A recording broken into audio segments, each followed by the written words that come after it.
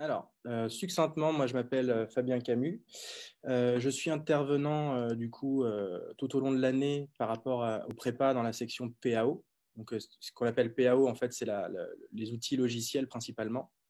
Donc, à savoir Photoshop, Illustrator, InDesign, qui est un petit peu la trilogie indépassable. Et ensuite, nous allons plus ou moins naviguer sur certains logiciels qui vont graviter en fait autour de ces trois principaux logiciels-là. Pour la faire courte, moi je suis indépendant depuis 10 ans. Je suis directeur artistique en fait et j'ai fait principalement de la scénographie en dehors de ces murs, et je suis également un ancien étudiant, donc diplômé moi, en 2011, donc ça commence à faire un petit bout de temps. Mais voilà, je suis donc toujours en activité, hein, en plus de ma fonction d'enseignant ici. Voilà, globalement sur mon parcours. Et par rapport à la section prépa, donc pour revenir plus en détail dessus, moi, je vous ai présenté ce que je fais au sein de la section. Et derrière, en fait, c'est une section qui va servir à préparer le terrain, si vous voulez, à pouvoir, en fait, derrière, aller dans différentes formations, donc, qui sont au sein de l'école, notamment.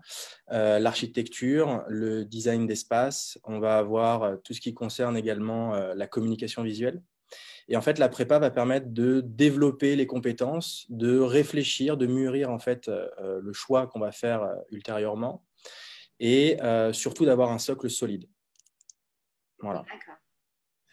Très bien. Donc, on voit que vous êtes encore une fois, la force d'ITECOM, un professionnel en activité. Donc, ça, c'est un point très important. C'est vrai qu'on a pas mal de professeurs, enfin, pratiquement l'ensemble de nos professeurs qui sont en activité à l'extérieur. Donc, ils sont des professionnels du domaine.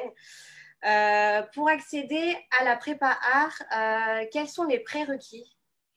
Alors, pour rentrer au niveau de la prépa, on est sur un bac, donc post-bac ou équivalence. C'est-à-dire que on peut arriver avec le bac directement ou ne pas avoir passé le bac, mais à minima avoir fait la terminale. Donc ça, c'est important pour avoir le bagage culturel classique, hein, de culture générale. Et derrière, en fait, il va y avoir une phase de test. C'est-à-dire que les étudiants, les futurs étudiants vont venir rencontrer soit l'équipe pédagogique ou un membre de l'équipe pédagogique, souvent le responsable pédagogique de la section.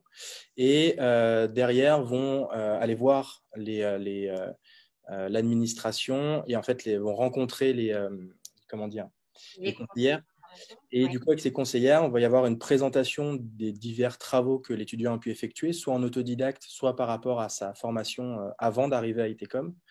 Et suite à ça, il y a un entretien qui se déroule pour comprendre un petit peu le projet professionnel de l'étudiant, s'il a des perspectives ou s'il est vraiment dans un flou un petit peu général. Il y a une première orientation qui se fait par rapport à ça. Ensuite, il y a un test qui est effectué et qui permet derrière de décider si l'étudiant intègre ou non la prépa. Voilà. D'accord. Donc, je suppose qu'il faut quand même avoir un esprit assez créatif pour intégrer cette prépa art. Oui, oui, oui. L'idée, effectivement, c'est que de toute manière, quelle que soit la perspective d'avenir derrière, il faut à minima, en fait, l'envie, la curiosité. Il faut vouloir découvrir les choses, expérimenter aussi. Ça, c'est très important. C'est vraiment le fer de lance de cette prépa, finalement, c'est d'expérimenter, d'aller toucher un petit peu à tous les univers qu'on va pouvoir rencontrer dans les arts appliqués, et être entre guillemets généreux aussi dans cette découverte-là. C'est-à-dire qu'il ne faut pas se restreindre. Il faut vraiment profiter de cette année-là pour essayer de comprendre ce qu'on veut, essayer de découvrir les différents métiers qu'on va pouvoir toucher du doigt comme ça sur cette prépa. Et c'est ce qui va nous permettre derrière de pouvoir s'orienter correctement, d'accord, dans les différentes sections. Et donc, si jamais je devais donner par rapport à ça un conseil général sur les futurs étudiants de prépa, ce serait vraiment ça: générosité, curiosité, ténacité aussi, parce qu'il ne faut pas le nier là-dessus. C'est une section qui est difficile, puisque vous avez tout un tas d'ateliers, en fait, soit en module au cours de l'année, soit tout au long de l'année.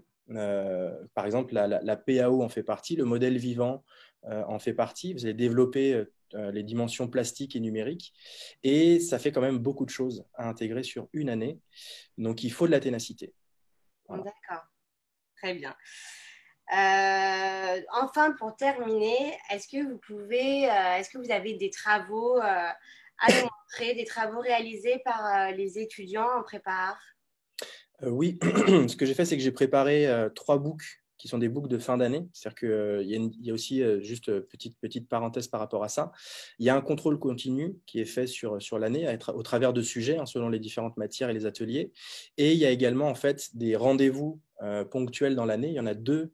Un qui se déroule là, dans cette période-là, janvier-février, où on fait un état des lieux des compétences de l'étudiant et de ses motivations, et un en fin d'année qui va aider à orienter l'étudiant derrière. Donc là, ce que je vais vous montrer rapidement, c'est 3 books de fin d'année pour les étudiants. D'accord, allons-y. Alors, je les avais préparés ici. Hop, hop, hop, mon petit PDF. Donc, je vais volontairement vite, hein. S'il y a besoin de précision à un moment donné, peut-être qu'on y reviendra à un autre endroit. Donc ça, ce sont des portfolios. Ce qu'on appelle des portfolios, c'est les présentations de sujets en fin d'année. Donc là, ici, je n'ai pas parlé tout à fait de chaque compétence, mais là, par exemple, on va développer des compétences autour du storyboard. Donc, c'est comment amener une narration dans une histoire, comment découper les scènes et comment les présenter. Ici, on va, toujours sur la narration, développer des personnages types. Donc, en fait, on va regarder un petit peu quelles sont les caractéristiques de ces personnages et comment faire en sorte de les comprendre visuellement.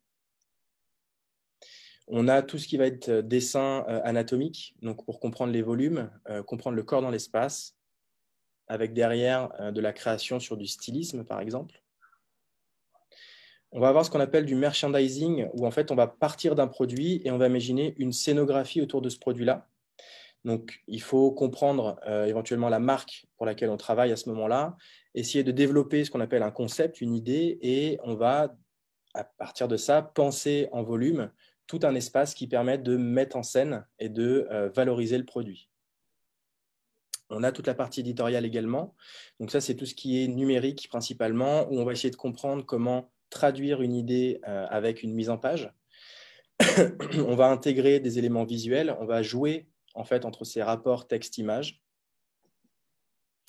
On a aussi une partie plastique et photographique. Ici, par exemple, c'était créer un alphabet à partir d'un élément réel, donc un objet. Donc là, c'est avec un drap. Et ensuite, on va toucher évidemment à tout ce qui concerne les formats imprimés et les formats numériques. Ici, mise en situation sur du web, donc avec l'idée d'une navigation et d'une interaction. Et ici, sur la partie print, avec les billets, avec les affiches, avec éventuellement ce qu'on appelle des goodies. Donc, c'est le développement derrière de tous les supports en fait, pour communiquer la marque. On a des principes d'illustration en vectoriel. Donc, ça, c'est fait sous Illustrator, par exemple. Ici, c'était une campagne sur les gestes barrières. Donc, c'est comment mettre en évidence avec un style graphique sympa pour quelque chose qui est contextuellement complexe et anxiogène, et essayer de dédramatiser cette partie-là et pouvoir quand même renseigner les personnes. Dessin vectoriel autour d'une notion de ce qu'on appelle de la rhétorique. Donc, c'est comment est-ce qu'on communique et quels sont les mots choisis pour communiquer. Mise en scène, ici, on est dans le plastique. On va réintroduire des notions de papier, ça c'est fondamental. On n'est pas que sur du numérique. La dimension physique, réelle, plastique est extrêmement importante pour développer les idées et surtout rentrer en cohérence aussi dans de la scénographie, par exemple, ou de l'architecture. Donc là, je déroule rapidement, hein, c'est le principe du papier. Toujours sur la notion de storyboard. Ici, on va développer ensuite un objet qui permet d'appréhender ce storyboard. Et là, on rentre dans la partie plus architecture, où on va penser un pop-up. Donc ici, la notion d'esthétique dans l'espace. Là, on est toujours sur la notion de merchandising. Et là, on termine avec du design de produits. Donc ici, il y a ce qu'on appelle les modes de représentation conventionnels, isométrie, point de fuite, pour pouvoir penser un objet qui va s'implémenter dans du réel. Donc ici, une bibliothèque. Voilà. Là, c'est sensiblement la même chose, mais on va l'appliquer à un élément concret, un bâtiment. Donc on est plutôt dans l'architecture. Donc côte, élévation, vue du dessus, etc. Voilà. Donc, je pense que Vous avez à peu près compris, d'accord? Je passe globalement. Et après, on a toujours une dimension projet personnel. Les étudiants peuvent, s'ils le souhaitent, intégrer des projets qu'ils ont en aparté par rapport à la section. Voilà globalement. Je ne sais pas si en termes de temps, on est dedans. On a encore 4 petites minutes. On Ok, peut y ça marche. aller. C'est juste C'est pour vrai qu'on amener- est assez pressé niveau temps, mais là, on est bon. Ok, ça marche. Donc là, c'est juste pour avoir un petit peu de la diversité, hein. On va avoir des projets qui se ressemblent, qui sont semblables. Mais vous voyez qu'ici, on a une diversité graphique. Donc, les étudiants vont surtout apprendre une méthodologie de travail. C'est-à-dire qu'avant de produire ces éléments-là, on va d'abord essayer de faire un cheminement intellectuel, essayer de comprendre que représente ce festival, là pour l'exemple, qu'est-ce qu'il essaye de traduire, qu'est-ce qu'il doit mettre en avant, et ça va permettre d'acquérir une méthodologie de travail qui sera utile dans toutes les sections derrière. C'est-à-dire que même en architecture ou en design, en déco, on essaiera toujours d'intégrer la dimension du réel, c'est-à-dire qu'on travaille pour quelqu'un, avec quelqu'un, et du coup, on va toujours essayer de le comprendre et de se mettre à sa place. Donc, travail d'illustration. Voilà. Pardon, je suis désolé, je suis un tout petit peu malade. Ici, la traduction, où tout à l'heure on était avec du drap, là on travaille avec des plumes. Donc, l'agencement des plumes permet de créer un alphabet personnel. Travail de portrait ici en vectoriel, travail collage photographique. Donc ça, c'est une dimension importante, hein. Là, on est dans le plastique, on n'est pas dans du collage numérique. Voilà, je passe un petit peu rapidement. Ici, on était dans la dimension pop-up. Donc, beaucoup de travail de l'objet, hein. On est sur une formation qui mêle vraiment la partie numérique et la partie objet. Ici, c'était une scénographie. Donc ça, c'est quelque chose qu'on n'a pas vu dans le book précédent.